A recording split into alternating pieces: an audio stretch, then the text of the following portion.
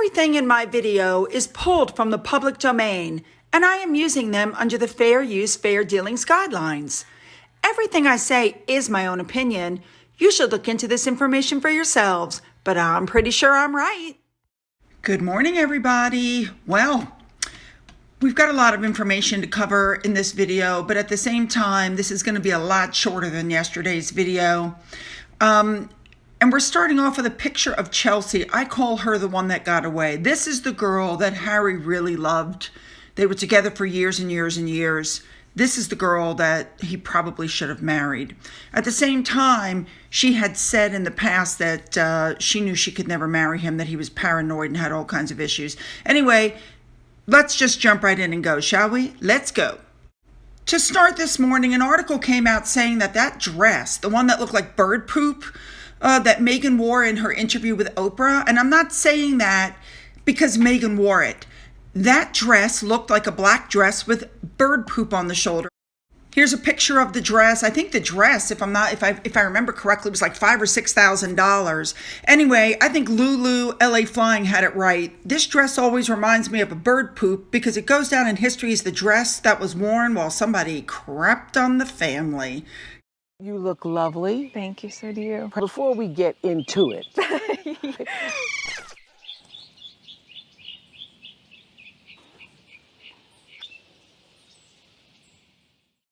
Next story, somebody brought it to my attention. Do you remember when Harry was tricked by those two Russian pranksters and he was on the phone and he thought he was talking to Greta Thunberg and her father, and they got him to open up and say a whole bunch of stuff? I don't know if you guys remember that. It was right after they announced they were stepping back. Anyway, some of the things that Harry said in that phone call, and this comes directly from the transcripts, really took me back. You know what I'm saying? First, there was his statement that she mustn't believe what he reads, that they haven't been stripped of their titles. But if they're earning money separately within the family, then we have been asked not to use our titles in order to make money, which of course we said we would never do. So that shows you right there that they agreed not to use their titles and then turned around and they lied to the family. All right.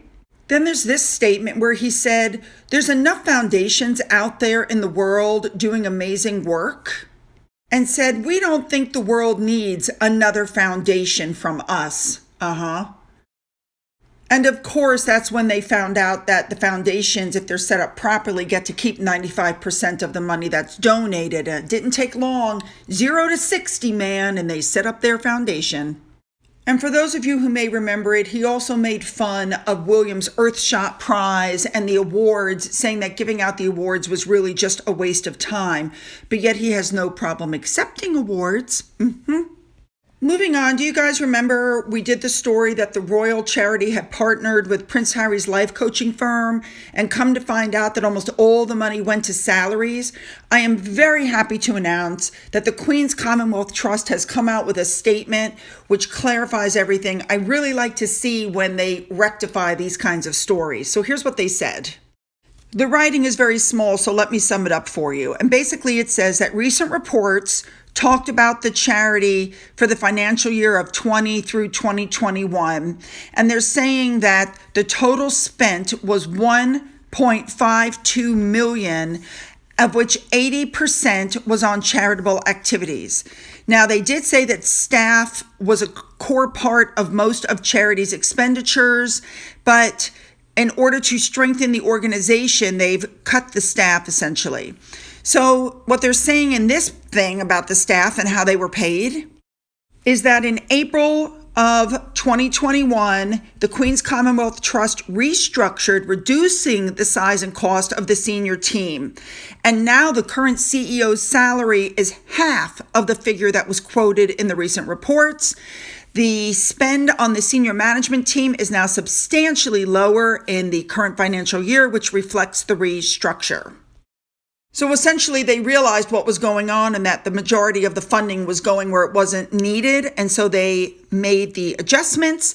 And because of this, they said they are able to continue to support young social entrepreneurs. I love it. Fabulous. Now, if they could just get rid of Harry and Meghan off their website, they'll be set to go. All right, moving on.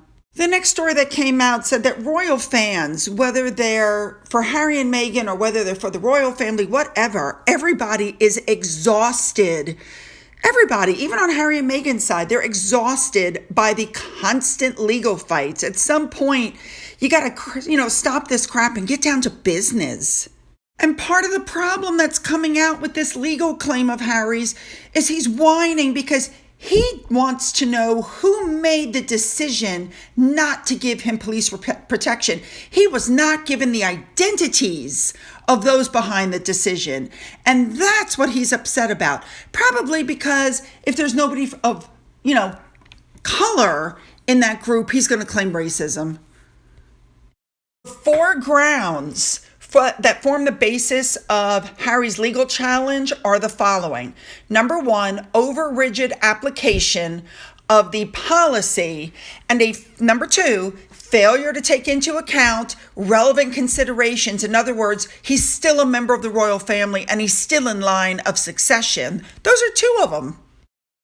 And also, if I'm correct, and I may not be, but Harry did argue that the committee's conclusions were unreasonable and that he got insufficient information about their policy or the members involved in that policy. Now, the way the UK courts work, it's completely different than the United States. Nobody can just sue. I think that might actually be a good thing. But the judge has to agree to let the lawsuit go forward from what I understand. I could be wrong, but that's my understanding. So if the judge looks at it and goes, this is just ridiculous, then no, the lawsuit will not go forward. There was a hearing to discuss the legal merits of the case. In other words, is it worthy to go to court? And in the meantime, Harry has started, we know, another legal action against a newspaper. And I agree, it's exhausting. It's like, it's such a turnoff. It's like, don't you have something better to do with your time? I had somebody put a comment on one of my videos once that said, I used to love Diana, but thanks to Harry, I'm really starting to hate her. I'm getting sick of hearing her name and I'm sick of hearing about her memories. I wonder if he realizes that he's actually damaging his mother's memory. People really are getting sick of hearing about her. I mean, she's been deceased for almost 25 years. Yeah, I just don't think he gets it. We have a blind item, and we know that those are usually pretty accurate, don't we?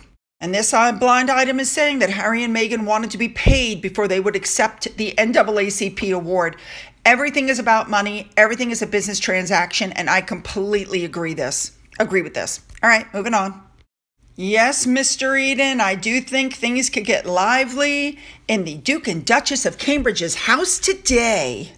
As I told you guys, I usually do these videos the day before, so by tomorrow we should know who won, and hopefully there'll be some really good pictures from the match. But yes, they're each a patron of the different teams that's meeting up, and you know how these two are so, gung-ho for their teams. I'm sure the rivalry will be interesting to watch from the stands. I wonder who the kids will go for. All right, moving on.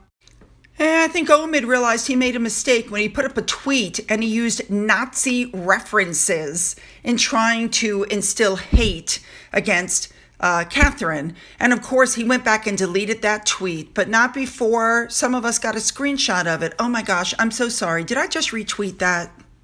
Big story for today. Harry's ex Chelsea, the one that we like so much, had a baby.